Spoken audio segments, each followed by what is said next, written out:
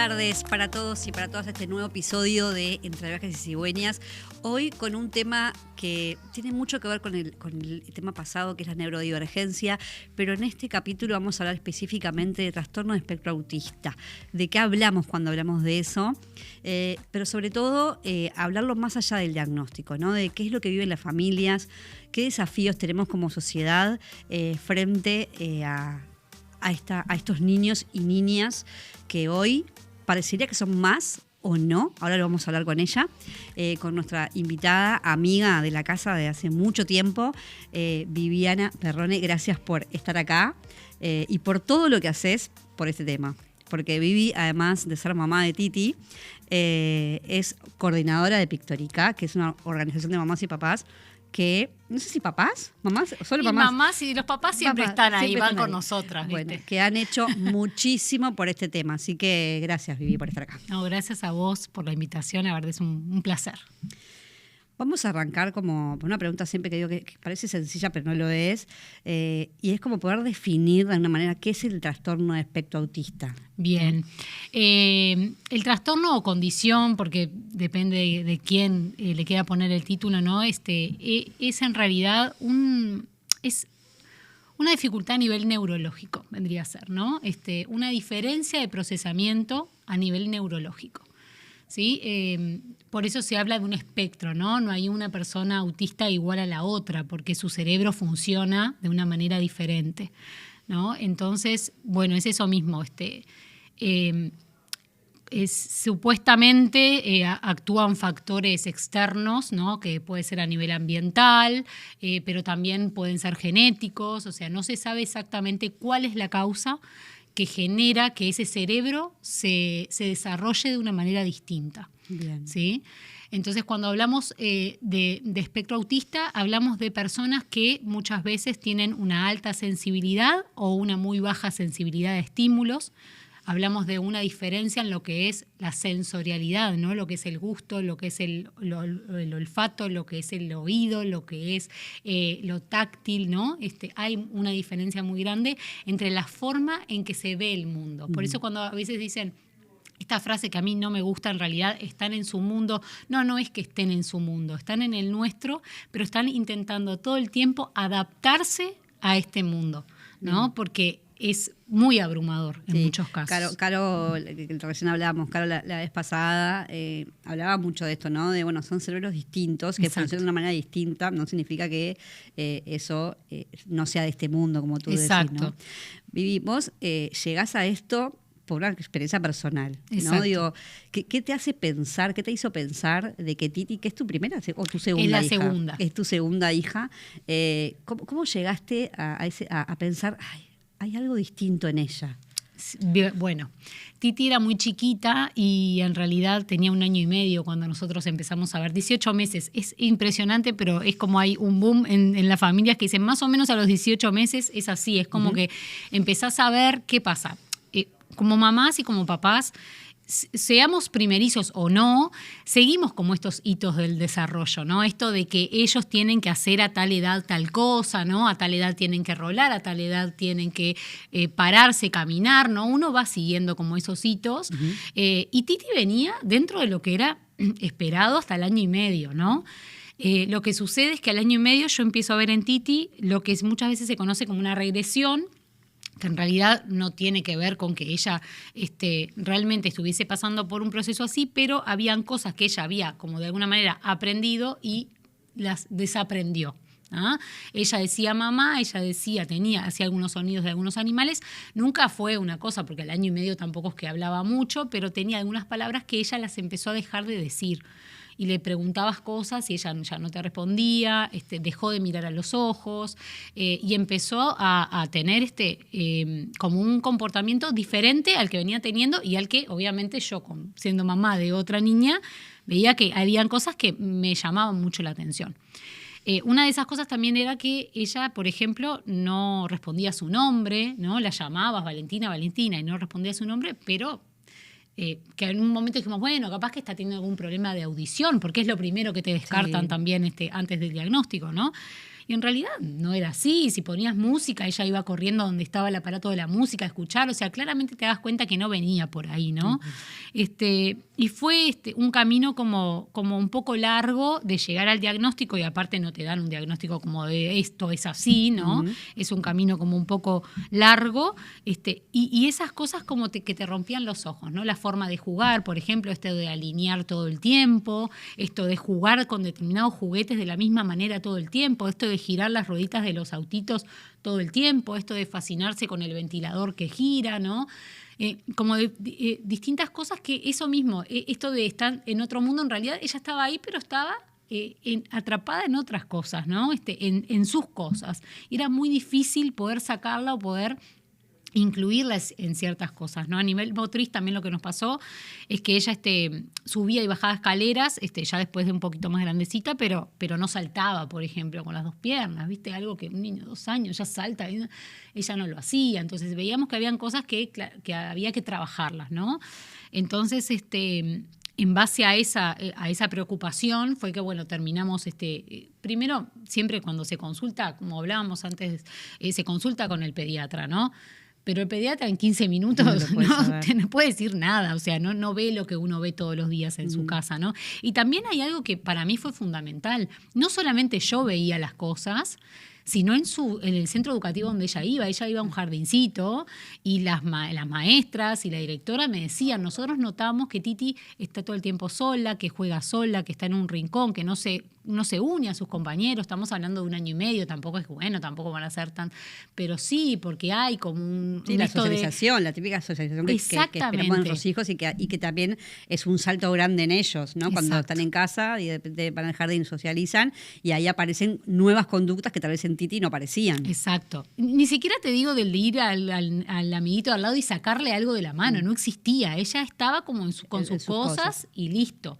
Entonces, bueno, esas cosas rompían los ojos. Vos decías 18 meses, y como que parece como hay un filtro, ¿no? En esto, y se me viene como a la cabeza esto de la importancia del acompañamiento temprano y del diagnóstico temprano en los niños, ¿no? Y no poder diagnosticarlo recién a los 4 o 5 años, donde perdimos un montón de tiempo de poder ayudarlos a entender cuáles son sus necesidades, ¿no? Digo, ¿qué importancia tiene en el autismo poder diagnosticarlo temprano? Es toda la intervención temprana. Titi, cuando comenzamos en este camino, yo digo, cuando empezamos a notar estas cosas y empezamos a sacar esto, ¿no? De que, bueno, no es lo auditivo, bueno, empezamos como a ver con el neuropediatra de que, bueno, a ver qué pasos hay que seguir para lograr llegar a qué es lo que está pasando con Titi.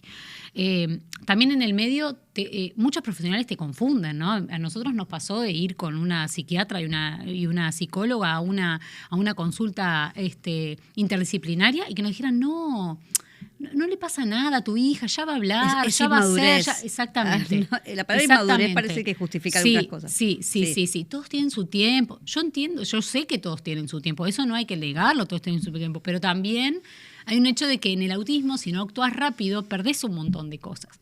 Cuanto más chiquitos, es como que se puede actuar de otra forma, ¿no? Entonces, bueno, costó esto, llegamos a un equipo, de una clínica especializada en ese momento, que creo que no está más.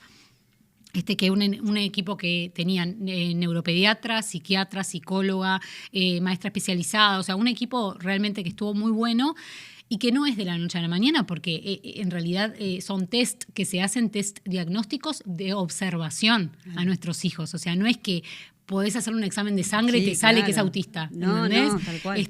Es a nivel de observación. Por eso esos diagnósticos están escritos con lápiz, ¿no? Porque no sabés mañana lo que va a pasar, capaz que era otra cosa, capaz que no era autismo, era otra cosa. Y bueno, lo bueno es empezar a trabajar sobre esas dificultades que el niño tiene. Bueno, a mí esto me lleva a algo que siempre hablamos en consulta con muchas familias, y que se ve mucho en el trastorno autoespectrista, que es esto de, bueno, es una autista grave, es una autista menos grave. Esto de hay diferentes niveles de autismo. Sí, ¿no? Sí, en realidad yo siempre digo que está bueno saber que en el tema de los niveles son niveles de apoyo que la persona necesita, y no en todas las áreas van a necesitar los mínimos niveles de apoyo. Es una realidad.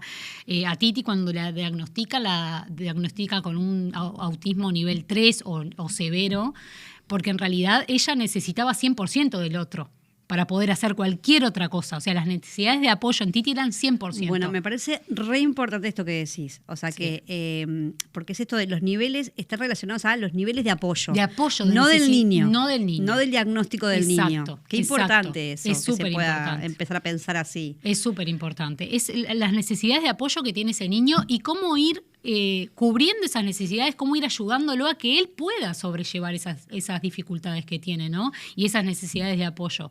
Hoy día mi hija tiene 8 años. Imagínate que nosotros nos dieron un diagnóstico con 2 años. En estos 6 años, todo el camino que hemos recorrido, ella hoy en muchas cosas tiene un nivel moderado de necesidad de apoyo, vendría a ser, y ha avanzado un montón. Ella escribe, o sea, ella es una niña no verbal, es un autismo no verbal, ella no habla, pero ella se comunica a través de la escritura. Lo cual me decías a los 2 años que mi hija iba a escribir y iba a comunicarse a través de la escritura, y para mí era impensado, ¿no? A los 2, a los 3, a los 4, o sea, no lo pensaba. Pero esto de la atención temprana que hablábamos es tan importante que cuando uno logra tener los apoyos que ellos realmente necesitan, ellos avanzan.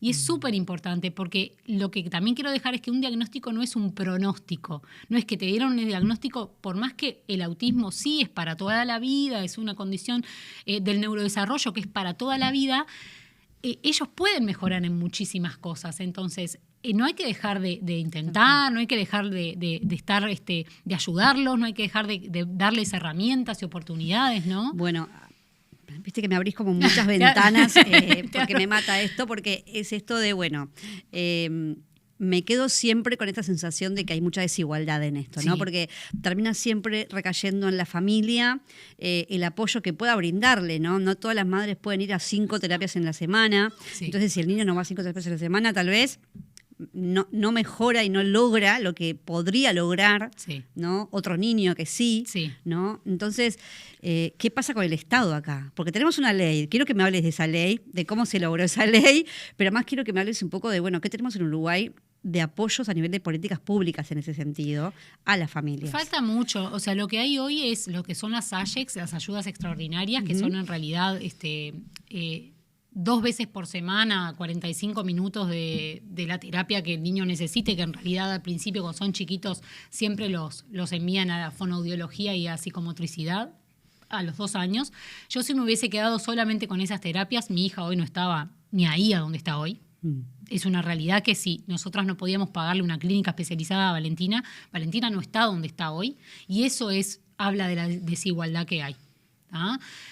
No alcanza con ese tiempo, no alcanza con 45 minutos, ni en los niños con menos necesidades de apoyo. Ese es el tema, ¿no? Porque mi hija necesitaba mucho apoyo. Imagínate un niño que necesite tanto apoyo, lo mismo que el mismo tiempo que otro que no necesita tanto apoyo. Es real. O sea, ya solo pensando en eso ya te das cuenta que ahí hay una desigualdad. ¿Ah? Porque no puede dar lo mismo el tiempo. Y después está lo que es la pensión, ¿no? La pensión por discapacidad, que es poca porque no te alcanza para cubrir muchas veces nada. O sea, no te alcanza para cubrir una buena terapia donde tu hijo tiene que ir 3-4 veces por semana, 1 hora y media, 2 horas. O sea, no te alcanza. Siempre la familia tiene que poner de su bolsillo. Siempre. Es así. Pero algunas no tienen, ¿no? Y algunas no tienen, y ese niño no tiene las mismas posibilidades que tiene otro que puede pagar su familia algo más especializado o algo con por lo menos un poco más de estímulo, ¿no? Es muy difícil este tema. A mí me pone muy mal porque no puedo, o sea, no, creo que falta tanto por hacer que nada, ojalá que cambien las cosas. Da igual. Antes de seguir, vamos a ver ahí un consejito de los amigos de Brow que tienen para nosotros. ¿Qué es mejor, el candombe o la murga? ¿La torta frita o los churros? Nosotros no sabemos. Lo que sí sabemos es que para cobrar tu sueldo, mejor en tu banco. Es mejor porque abrís tu cuenta 100% online y porque tenés la nueva tarjeta internacional Brow Recompensa Mastercard Débito. También es mejor porque tenés adelanto de sueldo sin intereses. Y es mejor porque tenés la seguridad y confianza de siempre en el banco de siempre. Abrí tu cuenta sueldo a través de eBrow. Te lo repito, tu sueldo mejor en tu banco. Banco República, nuestro banco país. Estamos hablando acá con Vivi de las familias, de los niños con estas necesidades especiales y de la desigualdad que también existe. Y como siempre me lleva a algo que hablamos muchísimo, que es quién cuida al que cuida. ¿No? ¿Quién nos cuida como familias, madres, padres y cuidadores? ¿No? Hablando de esto emocionalmente. ¿Quién sostiene eso? ¿No? Porque ahí sí que no hay ningún sostén. No, yo creo que lo que me ha pasado en estos años... yo tengo una cuenta en Instagram que se llama @mamateabraza, que en realidad la creé un poco para poder ver los avances de Valentina en estos años y también que los demás vean que sí se puede avanzar. Y lo que me encontré del otro lado fue un montón de mamás, sobre todo, porque el 90% de las que me siguen son mamás, que nos sentimos identificadas en muchas cosas y que encontramos como un espacio de encuentro también entre nosotras.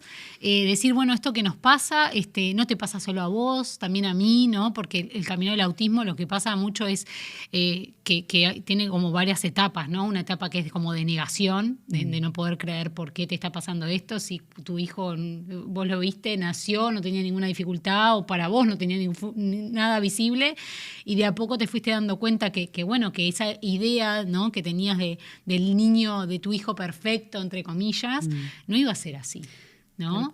Entonces, bueno, encontrarte con otras mamás y tener un sostén y bueno, y sí, podés acceder a terapia, porque si no es como que lo único que tenés son otra gente, otras mamás, otra red. Y si no, es muy complicado, porque no... Bueno, pero no solo hicieron comunidad, no solo hablaron entre ustedes, hicieron mucho más, transformaron. Sí. Contanos de eso, porque la gente puede no saberlo, yo lo tengo muy claro y me emociona, me eriza, pero contá cómo se transformó todo esto, toda esta experiencia en una ley y en algo muy importante para nosotros como sociedad. Sí, desde el 2022-2023, junto a otras mamás, lo que hicimos, les mando un beso a Dani, a Emi y a Ale, que seguro nos están mirando, somos la cabeza, pero hay muchísimas mamás más atrás. Lo que hicimos fue crear Pictórica, que Pictórica somos una ONG de profesionales y mamás de chicos autistas y con TDAH. Y trabajamos sobre proyectos de interés social, pero cosas como fáciles de implementar. Nada que sea como que se demore mucho porque nuestros hijos necesitan herramientas hoy. Entonces, lo que primero surgió en realidad es un proyecto que se llama de plazas accesibles para el autismo, que tiene que ver en realidad con pictogramas, cartelería con pictogramas, pensados primero en lo que es los espacios públicos, porque muchas veces nos cuesta mucho salir con ellos, porque muchos tienen muchas dificultades a nivel de comunicación. Entonces, bueno, estas carteles con pictogramas lo que hacen es generar un poco más de autonomía en ellos, de poder pedir lo que quieren en cualquier espacio, empezando por una plaza, que es como lo más básico, y el acceso y el derecho que tienen todos los niños, ¿no? A poder ir a una plaza. Entonces, a jugar y ser parte. También tiene estos mismos carteles tienen lo que son las reglas del juego para que ellos mismos puedan entender cuáles son las reglas de ese juego y puedan de alguna manera jugar de la manera que se debe jugar, entre otras cosas. Y bueno, y siguiendo por este camino de las herramientas, nos cruzamos en el 2023 con el collar de girasoles.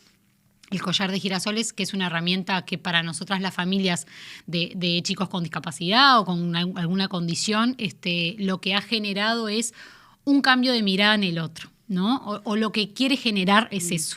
Por eso en el 2024 presentamos el proyecto de ley, que en realidad es la modificación de 2 artículos, del 2 y el 7 de la ley actual de discapacidad. Ahí lo estamos mirando en pantalla. El collar. El collar, que es hermoso. Sí, es muy lindo. Pero además que esto que vos contabas, y que no es para todo el mundo. No es para todo el mundo. Es solamente para las personas que tengan una condición, una discapacidad no visible. Y que los vemos hoy los estamos viendo en los supermercados, en el aeropuerto, los vemos en un montón de lugares. Sí. La prioridad. Exacto. Hay un tema que está bueno, que justo lo mencionás, que en realidad el collar en sí no brinda prioridad ni beneficios. Lo que hace es generar, que es muy difícil, empatía en el otro. Entonces, si yo estoy en un supermercado que sé que hay una persona que lleva el collar que en el caso de las personas autistas no pueden estar mucho tiempo esperando, o sea, los tiempos de espera tienen que ser cortos, porque tanta sobrecarga de lo que hablábamos al principio a nivel sensorial, muchas luces, mucho ruido, muchos estímulos al mismo tiempo, lo que hace es que esa persona pueda tener una crisis. Pero hoy lo vemos, tío, porque hoy si vos vas a un aeropuerto, en el aeropuerto acá de Montevideo existe, y el que viaja se da cuenta de que en muchos aeropuertos existe. Exacto. Hay una ventanilla específicamente para aquellas familias. Sí, exacto. Sin eso duda. Es importante. Porque eso es súper importante. Yo voy a lo más macro, de que si vos, Belén, estás en un súper y ves una persona con el collar, que ese súper no tiene ninguna prioridad de absolutamente nada, tú sepas que cederle el lugar, tal vez le estás cambiando el día a esa mamá, ¿sí? O a esa persona que lo utiliza, porque realmente no pueden, no toleran mucho el tiempo, ¿no? En muchísimos casos, no en el 100% de los casos, pero en muchos casos se les dificulta mucho esto de poder estar en un lugar por muchas horas, el tiempo de espera es brutal. Entonces, y por estos estímulos que te estaba diciendo, ¿no? Para evitar que ellos la pasen mal realmente, ¿no? Entonces, nada, vas a una plaza, y bueno, tu hijo puede ir con el collar, otras personas pueden decir, bueno, mirá, si tiene tal actitud, o si te parece que está actuando de una forma extraña, rara, que no actúa como el resto de los niños, bueno, tiene una condición ese chico, o sea, o esa niña, ¿no? Entonces, bueno, saber que en realidad y está bien, y que se pueda generar esa conversación muchas veces hasta con tus propios hijos. Ay, ¿por qué esa nena tiene eso colgado del cuello, no? Y poder decir, bueno, es una condición que tiene, ¿no? Es esa persona y por eso actúa o hace tal sonido. Mi hija, por ejemplo, que tiene lo que se llama estereotipia sonora, que está todo el tiempo diciendo, a dónde va. Bueno, capaz que otro niño, porque ya nos ha pasado, aparte ya tiene 8 años, el tamaño es grande. ¿Por qué hace ese sonido? Bueno, ahí uno puede, abre la discusión, abre el tema, pone el tema sobre la mesa y se trabaja sobre la empatía, ¿no? Que es como algo tan importante y necesario. Y vos ves esto a nivel de las escuelas y de lo social, lo hablábamos mucho con Carla la vez pasada, hay un camino recorrido, pero parecería que hay falta muchísimo más, ¿no? Falta mucho. De Pictórica también lo que hicimos fueron libros que después los pueden ver en la página en @pictóricahoy, libros que cuentan sobre esto, sobre lo que significa el collar, para quién lo utiliza, libros pensados para los niños, para que porque creemos que la base de todo son los niños, ¿no? Son los que son empáticos, son los que comprenden al otro, los que no juzgan, los que miran al otro de la misma forma, ¿no? Con además, igualdad. Hay algo muy importante que creo que como familias, como madres y padres debemos tener en cuenta, que son sus derechos, ¿no? Y que estar nosotros, esto de, Carlos la otra vez lo hablaba y yo coincido plenamente como profesional y como madre, entonces, bueno, que te invite a un cumpleaños y saber que, bueno, ¿qué puedo hacer para que tu hija se sienta cómoda en este cumpleaños? ¿No? En casa, bueno, mira, quiero invitarla, ¿cómo hago para que se sienta contenida en casa? Porque también hay algo de esto de, bueno, no la quiero invitar por las dudas que se pegue, que se lastime. Sí, obvio. ¿No? Es por un tema de desinformación, de no saber cómo actuar ante esas cosas, ¿no? Por miedo a lo desconocido, porque es una realidad, es miedo a lo desconocido. Y yo no juzgo a esas personas en realidad, porque me parece que es lógico, que quien no lo vive es muy difícil que sepa cómo actuar. A mí me costó muchísimo entender, porque así como es muy difícil la maternidad en sí, cuando tenés un hijo es todo nuevo, no tenés ni idea por dónde arrancar, cuando tenés un hijo autista tampoco vienen con un manual, no tenés ni idea. Si a uno como familia es difícil, no voy a pretender que otro lo entienda o lo acepte así porque sí. Sí creo que lo que uno tiene que de a poco ir teniendo es un poco de apertura y de no discriminar, ¿no? Porque lo que te pasa a vos como familia, lo que te duele es la mirada del otro. Cómo juzgan o cómo se ríen o cómo cuchichean, ¿no? O cómo miran para el costado cuando vos vas con tu hijo a algún lugar. Tal cual. Entonces es eso lo que duele en realidad. La empatía que hace tanto falta, ¿no? En nuestra sociedad, que a veces parece que lo somos, pero no tanto. No tanto. Yo quiero hacerte una última pregunta antes de terminar, que es, ¿cómo viven los hermanos esto? ¿No? Porque vos decías, tengo una hermana mayor, y ¿cómo su hermana vive todo esto? ¿Cómo se integra a esa dinámica que me imagino debe haber un vínculo ahí súper especial? Sí. Es complejo, ¿no? el tema. Por eso me imagino. Es complejo, y también con las gurisas de Pictórica y con otras mamás lo que hemos hablado es que a veces es diferente, incluso hasta si es la primera hija o el primer hijo o el segundo. Sí, o sea, en dónde entra en esa ecuación el diagnóstico, ¿no? Sí. de uno de los hermanos. Tal cual. Nosotros con Magdalena, con mi hija grande, que ya tiene 12 años, al principio intentamos como hacerlo de lo más natural posible. Ella tenía 6 años cuando recibimos el diagnóstico de Titi. Entonces, bueno, para ella era su hermana, y era su hermana, Obvio. sí, o sea, Sin nunca, duda. para ella no cambió nada, ¿no? Pero sí, cuando empezamos a trabajar con ella muchísimo desde casa, ella quería hacer lo mismo. Ella quería ayudarla a la hermana, ella quería que la hermana la mirara, que la hermana jugara con ella, porque ese vínculo de juego nunca lo tuvieron. Claro. Entonces es muy difícil. En el caso de Titi hay otros niños que no, que sí, que juegan, que son porque eso mismo es un espectro y no todos los niños son iguales, ¿no? Pero en el caso de Titi, que ella era muy retraída, pasaba eso, no jugaba con su hermana, y su hermana necesitaba ese Bueno, vínculo, y también ¿viste? es la atención en ellos también, ¿no? Que eso es re importante. Re difícil. Todo, claro, como diferenciar esto de, bueno, tu hermana necesita muchas cosas, necesita de mi presencia. Es muy difícil. Y eso también implica de que esté ausente, capaz que en algunas tuyas, ¿no? Sí. Y eso también implica.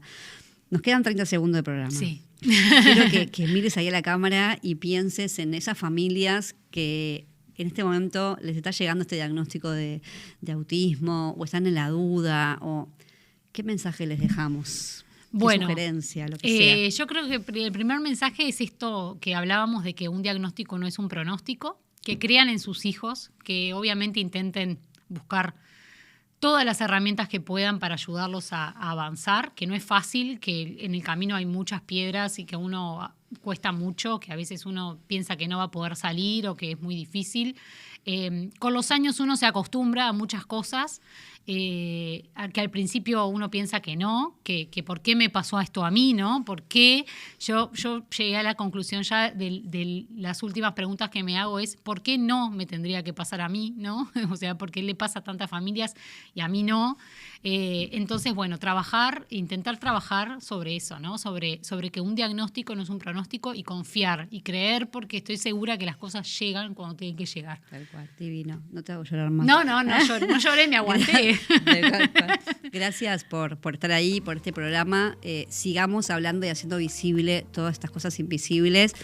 Sigamos nombrando para poder seguir ayudando a nuestra sociedad a avanzar en derechos y en inclusión, tan importante. Los espero en el próximo episodio de Entre Trajes y Cigüeñas. Gracias.